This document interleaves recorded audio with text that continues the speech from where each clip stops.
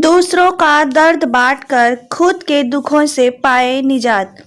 सरिता एक ऐसे संयुक्त परिवार की आदर्श बहू थी जिसमें महज 8 लोग एक साथ रहते थे।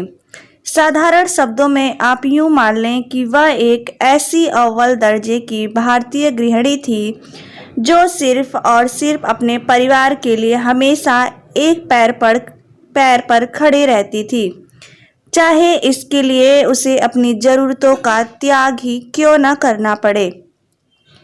इसके एवज में उसके ससुराल के लोग भी उससे बेहद प्यार करते थे।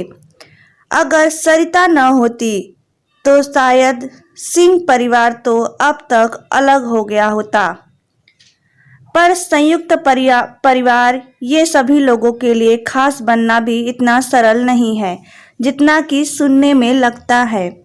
अगले सुबह जग जाना, घर के सारे काम काज करने के बाद एक एक सदस्य के लिए पसंदीदा खाना तैयार करना सरिता की एक दिनचर्या बन गई थी।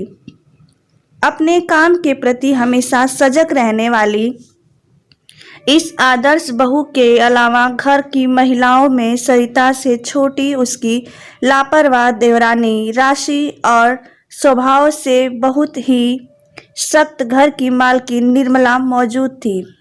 घर में उसकी चलती तो मान लेने में भी भलाई नहीं है। यही कारण है कि वह इतनी कम उम्र में सिर्फ एकमात्र बेटी की मां है। राशि साइकोलॉजी में पोस्ट ग्रेजुएट की पढ़ाई कर रही थी। इस वजह से उसे पढ़ाई के लिए देर रात तक जगना पड़ता था। वह पढ़ लिखकर अपने जीवन में एक साइकोथेरेपिस्ट के रूप में मुकाम हासिल करना चाहती थी। एक सपोर्टिव भाभी होने के नाते सरिता घर के काम में राशि को कुछ भी नहीं करने दे सकती थी। उसे यह सहर्ष स्वीकार कर लेती। एक समय की बात है, यही कोई बसंत के दौरान सुबह सुबह का वक्त था। निर्मला ने पूजा पाठ करने के बाद सरिता को आवाज दी और बोली, सरिता चलो हम लोग नाश्ता कर लेते हैं। यह ठंड लग रही है।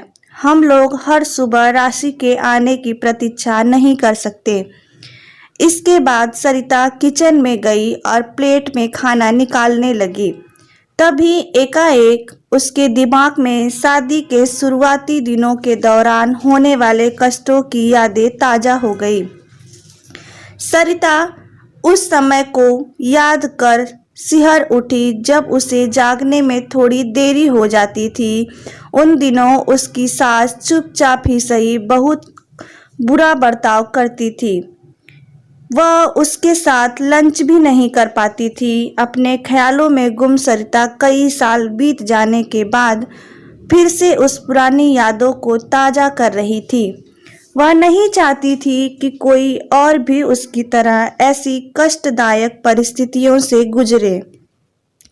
होश आने के बाद सरिता ने तत्काल राशि को मैसेज टाइप किया, गुड मॉर्निंग। मैसेज का नोटिफिकेशन पढ़ते ही राशि अपने बिस्तर से उठ गई। वह 10 मिनट के भीतर तैयार होकर डाइनिंग टेबल पर खाने के लिए पहुंच गई। टेबल पर बैठी निर्मला को देखकर वह अंदर से काफी सहमी हुई थी। उस वक्त घर में चारों तरफ शांति छाई हुई थी। निर्मला खाने में व्यस्त थी। जब उसने अपने नजरों को उठाया तो देखा उसके सामने राशि बैठी हुई है। उसने बड़ी ही बेरुखी से कहा, सरिता को बोलो कि चाय बनाए और मुझे भी एक कप दे। राशि डाइनिंग टेबल से उठी और किचन की ओर चली गई। थोड़ी देर बाद गर्मा गर्म चाय लेकर आई और उसे टेबल पर रख कर बैठ गई। निर्मला ने कप उठाकर चाय की पहली चुस्की ली। यही राशि चुपचाप उन्हें देख रही थी। तभी निर्मला अचानक से बोल पड़ी, इलायची की चाय मुझे बहुत ज़्यादा पसंद है। माँ, आज राशि ने चाय बनाई है, वो भी खासकर आपके लिए। उसे मालूम है कि इलायची चाय आपकी फेवरेट है। किचन के अंदर से सरिता बोली। उस वक्त राशि को खुशी का कोई ठिकाना नहीं था। वह अपनी भावनाओं को एक पल भी रोके बिना किचन में गई और सरिता को जोर से गले लगा लिया। थैंक यू, अगर आप हेल्प नहीं करती तो मैं चाय नहीं बना पाती। उस वक्त अगर मैं आपके मैसेज नहीं देखा होता तो शायद अब तक सो रही होती। इसी बीच राशि ने अपने कंधे पर कुछ थपथपाहट महसूस की। पीछे मुड़कर देखा तो घर की मालकिन निर्मला खड़ी थी।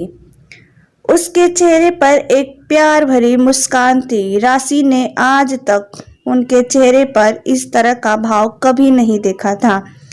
थैंक यू राशि। बड़े ही सख्त स्वभाव की निर्मला का मन आखिरकार पिघल ही गया था। यह देखकर सरिता का मन खुशी से खिलखिला उठा।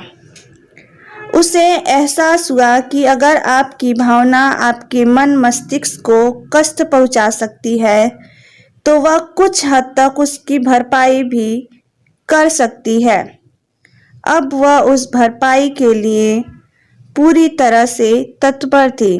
दोस्तों, आपको ये कहानी कैसी लगी है कृपया कमेंट के माध्यम से ज़रूर बताइएगा। अगर ये कहानी अच्छी लगी हो तो कृपया लाइक करें। चैनल पे नए हैं तो चैनल को सब्सक्राइब करें और ये कहानी देखने के लिए आपका धन्यवाद।